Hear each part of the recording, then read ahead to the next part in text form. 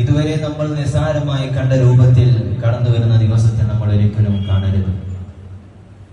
ഹബീബായ റസൂലുള്ളാഹി സ്വല്ലല്ലാഹു അലൈഹി വസല്ലമ തങ്ങൾ ലോകം അവസാനത്തിന്റെ അടയാളങ്ങൾ പരിചയപ്പെടുത്തുന്ന കൂട്ടത്തിൽ അവിടുന്ന് വ്യക്തമാക്കിയ ഒരു കാര്യമാണ്, അവസാന കാലഘട്ടത്തിൽ പെട്ടെന്നുള്ള മരണങ്ങൾ ഇങ്ങനെ അധികരിക്കും.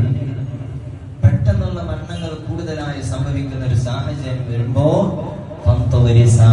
അവസാന കാലഘട്ടമാണെന്ന് നിങ്ങൾ പ്രതീക്ഷിച്ചോളൂ എന്ന് ശഫീഉൽ വറാ ത്വഹ റസൂലുള്ളാഹി സ്വല്ലല്ലാഹു അലൈഹി വസല്ലം തങ്ങൾ പരിചയപ്പെടുത്തുകയാണ്. അതിന്റെ അർത്ഥം പെട്ടെന്നുള്ള മരണം മോശമാണ് എന്നല്ല. അത് മോശമായ മരണമായത് കൊണ്ടല്ല അങ്ങനെ പറഞ്ഞത്.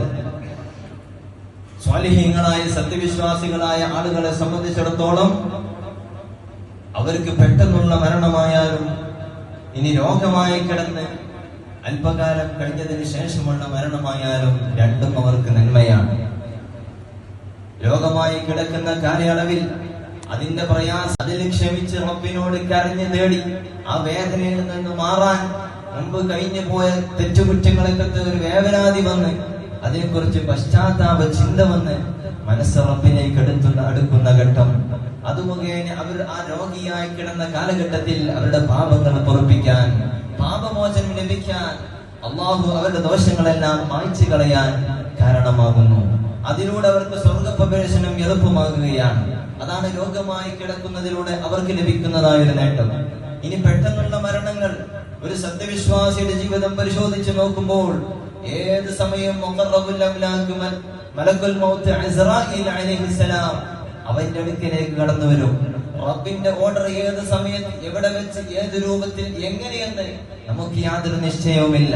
നമ്മൾ ഇങ്ങനെ സഞ്ചരിക്കുന്നുണ്ട്, പല ഏർപ്പാടുകളിൽ നടക്കുന്നുണ്ട്. നമ്മുടെ ജീവിതത്തിന്റെ ഓരോ ചിട്ട മേഖലകളിലൂടെ നമ്മൾ കടന്നു ചെല്ലുന്നുണ്ട്. നമ്മെ നിയന്ത്രിക്കുന്ന, നമ്മെ സൃഷ്ടിച്ച് പരിപാലിക്കുന്ന ഒരു രക്ഷിതാവ് നമുക്ക് മുന്നിലുണ്ട്. നമ്മെ എല്ലാ കാര്യങ്ങളും കൃത്യമായ റൂട്ടിലൂടെ നിയന്ത്രിക്കുന്ന ഒരു റബ്ബ് നമ്മുടെ മുന്നിലുണ്ട് എന്നുള്ള ബോധം നമ്മൾ മറന്നു പോവുകയാണ്. ആ റബ്ബിന്റെ വിളിക്ക് ഏത് സമയം നമ്മൾ ഉത്തരം നൽകാൻ ബാധ്യസ്ഥരാണ്. ഒരല്പസമയം പിന്തിച്ച് ചോദിച്ചാൽ പോലും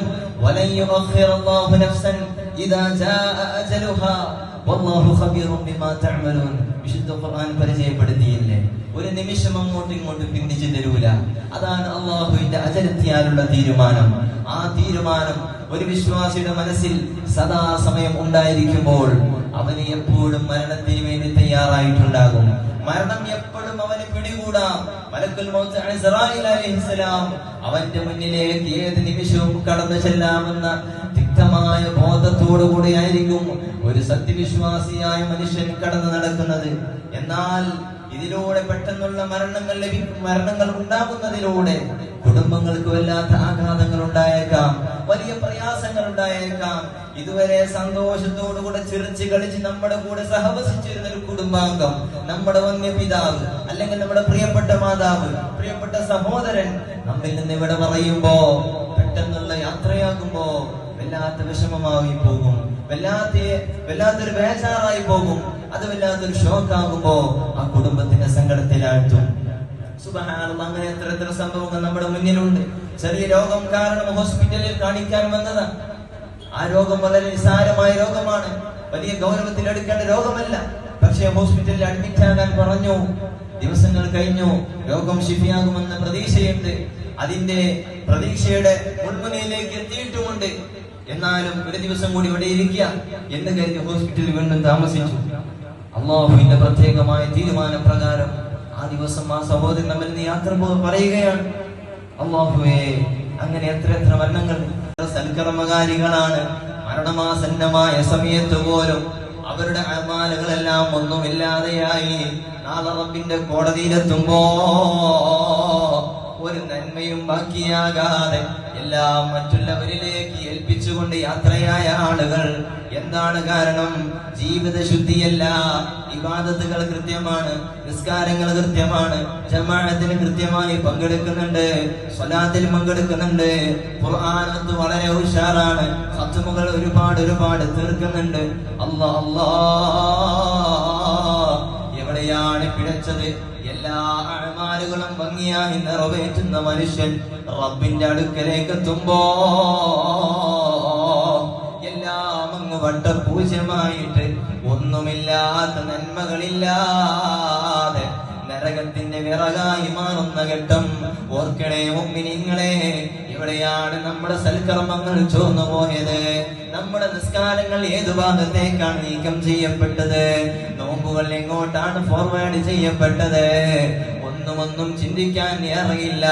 നമ്മുടെ വർത്തമാനങ്ങളിലൂടെന്ന് പരിശോധിച്ചാൽ, നമ്മുടെ ഇടപെടലുകളൊന്ന് കണ്ണോടിച്ചു നോക്കിയാൽ, നമ്മുടെ ഇടപാടുകളൊന്ന് പരിശോധിക്കുമ്പോ ഹലാലായ മാർഗത്തിലൂടെയാണോ, അല്ലാഹു പൊറുക്കാത്ത ഇഷ്ടപ്പെടാത്ത റബ്ബിന്റെ ശാപം ഏറ്റുവാങ്ങുന്ന റൂട്ടിലാണോ? ചിന്തിക്കണേ മുഅ്മിനേ. നമ്മുടെ അമാലുകൾ അത് എത്ര കണിശമായിട്ട് സൂക്ഷ്മതയോട് കൂടെ ചെയ്ത ഇബാദത്തുകളാണെങ്കിലും എല്ലാം അങ്ങ് നിഷ്പ്രയാസം ഇല്ലാതെയായി പോകാൻ സാധ്യതകളും സാഹചര്യങ്ങളും ഏറെയാണ്.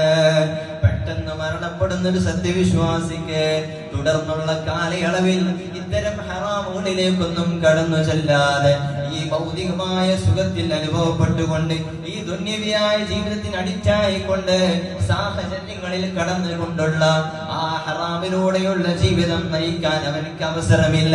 അതിൽ നിന്നെല്ലാം അവൻ രക്ഷപ്പെട്ടുകൊണ്ട് പാരത്രിക ജീവിതം വിശാലമാക്കാൻ അവനക്ക് അവസരം എളുപ്പമായില്ലേ?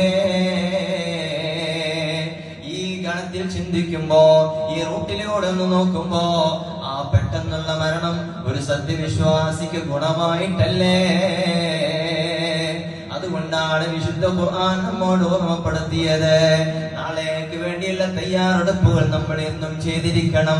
എപ്പോഴും മരണത്തെ മുന്നിൽ കണ്ടുകൊണ്ട് എല്ലാവിധ ഒരുക്കങ്ങളോടുകൂടെ ഒരു വിശ്വാസി ജീവിതം മുന്നോട്ട് കൊണ്ടുപോകണമെന്നല്ലേ വിശുദ്ധ ഖുർആൻ വളരെ വ്യക്തമായി നമ്മോട് പരിചയപ്പെടുത്തിയിട്ടുള്ളത്.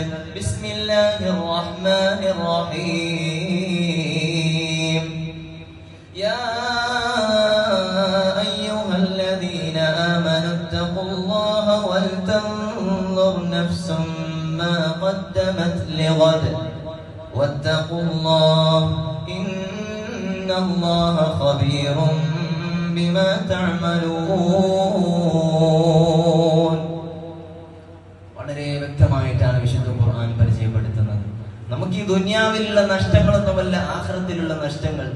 ഇവിടെ നമുക്ക് നഷ്ടങ്ങൾ നികത്താൻ കഴിയും. പക്ഷേ ആഖിറത്തിൽ ഒരു നിസ്കാരം നഷ്ടപ്പെട്ടതിന്, ഒരു സെക്കൻഡ് നമുക്ക് പാഴായി പോയതിന് നമുക്ക് മനസ്സിലാവുന്ന നഷ്ടം പറഞ്ഞറിയിക്കാൻ കഴിയൂല. അത്രത്തോളം വലുതാണ്.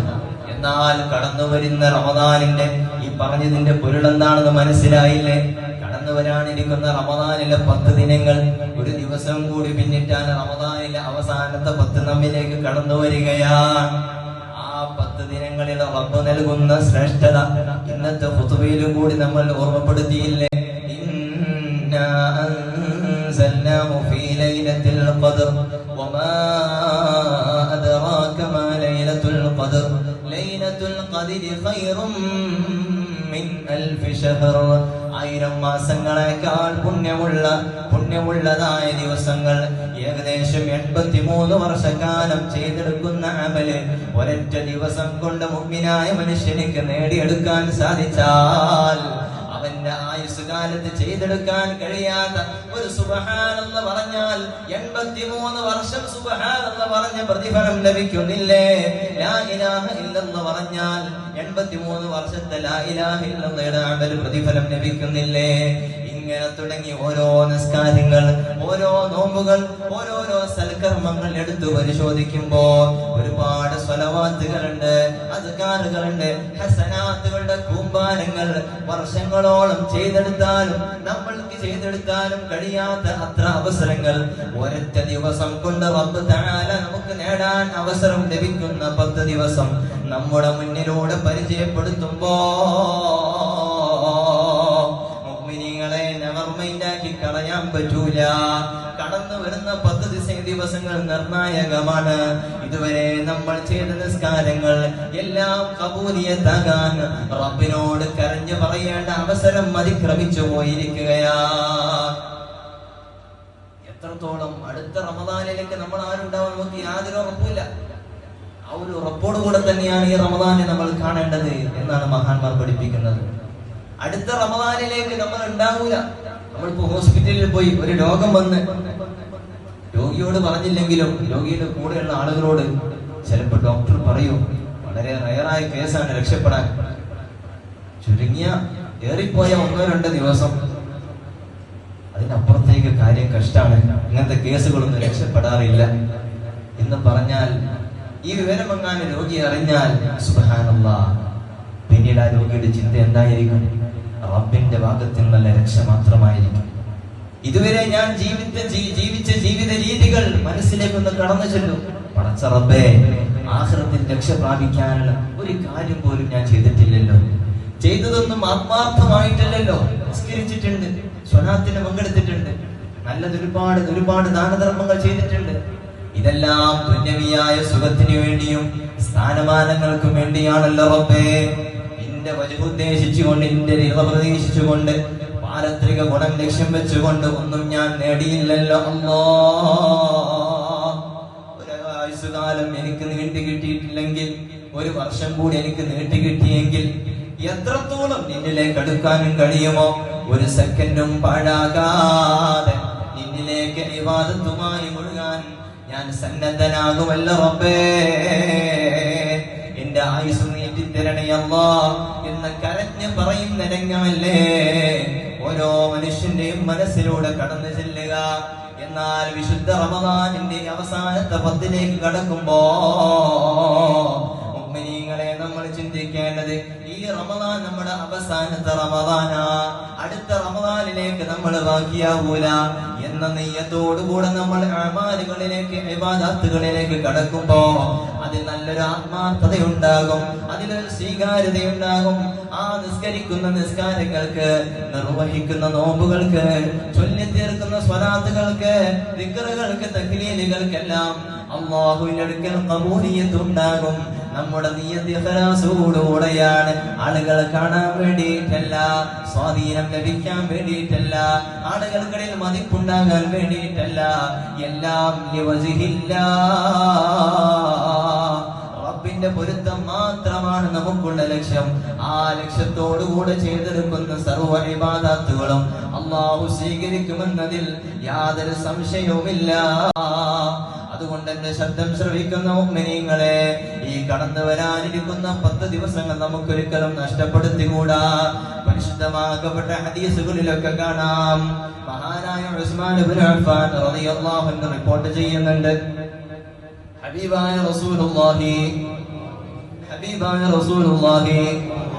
അസ്സലാത്തു അലൻ നബി വസ്സലാമു അലർ റസൂൽ الشفيع الأبطح والحبيب العربي أنت أم أم أب ما رأينا فيهما مثل حسنك قط يا سيدي خير النبي الصلاة على النبي والسلام على الرسول الشفيع الأبطحي والحبيب العربي. മഹാനായ ഉസ്മാൻ ഇബ്നു അഫ്ഫാൻ റളിയല്ലാഹു അൻഹു പറയുന്ന മുത്തുനബിയിൽ നിന്ന് ഞാൻ കേൾക്കാൻ ഇടയായിട്ടുണ്ട്, من صلى صلاة العشاء في جماعة فكأنما قام نصف الليل. ഇശാ നമസ്കാരം ആരെങ്കിലും ജമാഅത്തായി നിസ്കരിച്ചാൽ രാത്രിയുടെ പകുതിയോളം അവൻ നിസ്കരിച്ച പ്രതിഫലം അവനിക്ക് ലഭിക്കും. തീർന്നില്ല, ومن صلى الصبح في جماعة فكأنما صلى الليل كله. സുബഹി കൂടി ജമാഅത്തായി നിസ്കരിക്കുമ്പോ ആ രാത്രി മുഴുവൻ, ആ ദിവസം മുഴുവൻ അല്ലാഹുവിനെ ഇബാദത്ത് എടുത്ത പ്രതിഫലം അല്ലാഹു അവനിക്ക് കൊടുക്കുമെന്ന് ശഫീഉൽ വറാ ത്വാഹ റസൂലുള്ളാഹി സ്വല്ലല്ലാഹു അലൈഹി വസല്ലമ തങ്ങൾ പറഞ്ഞതായിട്ട് ഞാൻ കേട്ടിട്ടുണ്ടെന്ന് സയ്യിദുനാ ഉസ്മാൻ ഇബ്നു അഫ്ഫാൻ റളിയല്ലാഹു അൻഹു പറയുന്നു. മറ്റൊരു ഹദീസിൽ കാണാം, من صلى المغرب والعشاء في جماعة حتى ينقضي شهر رمضان فقد أخذ من ليلة القدر. റമദാൻ തീരുന്നതിന് മുമ്പ് മഗ്രിബും ഇശാവും ആരെങ്കിലും ജമാഅത്തായി നിസ്കരിച്ചാൽ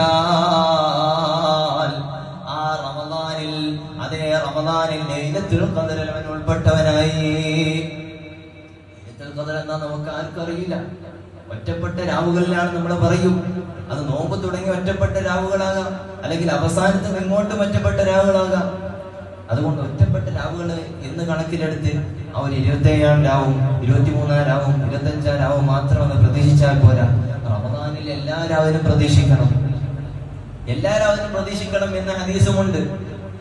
അതുകൊണ്ട് തന്നെ മുഅ്മിനീങ്ങളെ, ഈ വിശുദ്ധമായ റമദാൻ ശരീഫിലെ അവസാന 10 ദിനങ്ങളിൽ നമുക്ക് ചെയ്യാൻ കഴിയുന്ന എല്ലാ നന്മകളും കൂടുതലായി ചെയ്യണം.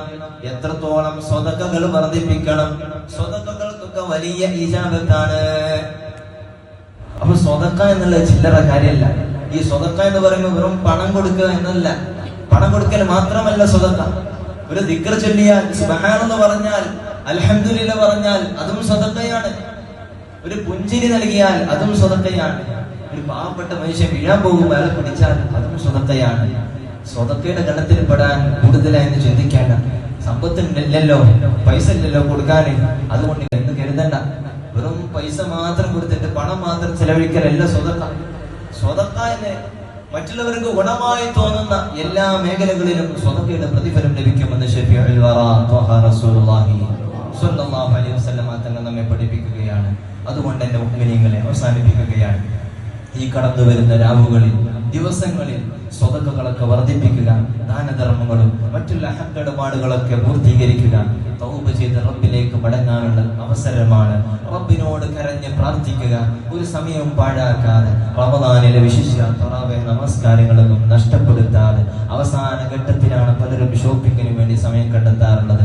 റമദാനിന്റെ പോരിശ അറിഞ്ഞിട്ടും അറിയാത്ത രൂപത്തിൽ നടക്കുന്ന ആളുകൾക്ക് അല്ലാഹുവിന്റെ അടുക്കൽ ഭയാനകമായ ശിക്ഷമുണ്ടെന്ന് ശഫീഉൽ വറാ നബിയുനാ റസൂലുള്ളാഹി സ്വല്ലല്ലാഹു അലൈഹി വസല്ലം തങ്ങൾ വളരെ കർക്കശമായിട്ട് ഉറപ്പെടുത്തിയതാണ്. ഇതൊക്കെ നമ്മൾ എപ്പോഴും കേൾക്കുന്നതാണ്, അറിയുന്നവരാണ്. എന്നിട്ടും അറിഞ്ഞിട്ടും ഷോപ്പിങ്ങിന് വേണ്ടി ആ അവസാന സമയത്ത് മാത്രം സമയം കണ്ടെത്തുന്ന ആളുകൾ ഇതൊന്നും അറിയാഞ്ഞിട്ടല്ലോ, അറിഞ്ഞിട്ടാണ് ചെയ്യുന്നത്. ബോധ്യത്തോടു കൂടിയാണ്. രക്ഷിതാക്കളൊക്കെ മക്കളെ ബോധ്യപ്പെടുത്തുക. വീട്ടിലെ സഹോദരിമാർ അതിന് ധൃതി കൂട്ടുന്നുണ്ടെങ്കിൽ അവരെ പറഞ്ഞ് മനസ്സിലാക്കുക. പകലൊക്കെ ഒരുപാട് സമയങ്ങളുണ്ട്, ആ സമയത്ത് പോയി ഷോപ്പിംഗ് നടത്തിക്കോളി. ഈ തറാവീഹിന്റെ സമയം നോമ്പ് തുറന്നൊരു പോക്ക. എല്ലാവരും കെട്ടുമാറാപ്പ് കൊടുത്താണ് പോകും. പിന്നെ കടന്നു വരുന്നത് രാത്രി 11-12 മണിയാകുമ്പോഴേക്ക്. എവിടെ റബ്ബിന്റെ പൊരുത്തം കിട്ടുക? ഏത് ലൈലത്തുൽ ഖദർ അവർക്ക് കിട്ടുക? ഓരോ ലൈലത്തുൽ ഖദർ ടെക്സ്റ്റൈൽസിലാ, അവിടെ ലൈലത്തുൽ ഖദർ ഇറങ്ങുന്നുണ്ട്. ഈ രൂപത്തിലാണ് റമദാനിന്റെ അവസാന 10 ആകുമ്പോ തറാവീഹിലൊക്കെ നമുക്ക് ആ ഒരു പോരായ്മ കാണാം. തുടക്കത്തിലുണ്ടായിരുന്ന ആവേശം പലർക്കും അവസാനത്തിൽ ഉണ്ടാവില്ല. തറാവീഹ് നിസ്കരിക്കാൻ റമദാനിനെ ഒരു അനാദരമായി കാണേണ്ടതല്ല, ഒരു കളിയാക്കലായി മാറുകയാണ്. ഇവിടെയൊക്കെ റബ്ബിന്റെ ലഅനത്താണ് നമുക്ക് ലഭിക്കുന്നത്. ആദരിക്കേണ്ടതിനെ ആദരിച്ചാൽ, ഇന്നലെ കൂടി ഞാൻ ഓർമ്മപ്പെടുത്തിയതാണ്, ആദരിക്കുന്നതിനെ ആദരിച്ചാൽ മാത്രമേ റബ്ബ് സ്വീകരിക്കുകയുള്ളൂ, രക്ഷപ്പെടുത്തുകയുള്ളൂ. അല്ലാത്ത പക്ഷം അവന്റെ ശാപം ലഅനത്ത് ഏറ്റുവാങ്ങാൻ അർഹരാകും. അല്ലാഹു നമ്മെ കാത്തുരക്ഷിക്കുമാറാകട്ടെ. അല്ലാഹു നമ്മെ കാത്തുരക്ഷിക്കുമാറാകട്ടെ. അതുകൊണ്ട് നല്ല ഈമാനോടുകൂടെ സ്നേഹത്തോടുകൂടെ പറയട്ടെ, ഞാൻ എന്റെ നഫ്സിനോട് കൂടെയാണ് പറയുന്നത്. പൂർണ്ണമായി തികഞ്ഞവനായിട്ടല്ല, വളരെ മോശക്കാരനാണ്. എന്നോടും വീണ്ടും വീണ്ടും എന്നോടാണ് പറയുന്നത്. അതുകൊണ്ട് മുഅ്മിനീങ്ങൾ പറയുന്നതോടുകൂടെ എന്റെ കൽബിന് മാറ്റം വരണം എന്നുള്ള നിയ്യത്തോടുകൂടെയാണ്. അല്ലാഹു നമ്മെ എല്ലാം നന്നാക്കി തരട്ടെ. നമ്മുടെ കൽബൊക്കെ അല്ലാഹു ശുദ്ധിയാക്കി തരട്ടെ. ഈ വിശുദ്ധമായ റമദാനിന്റെ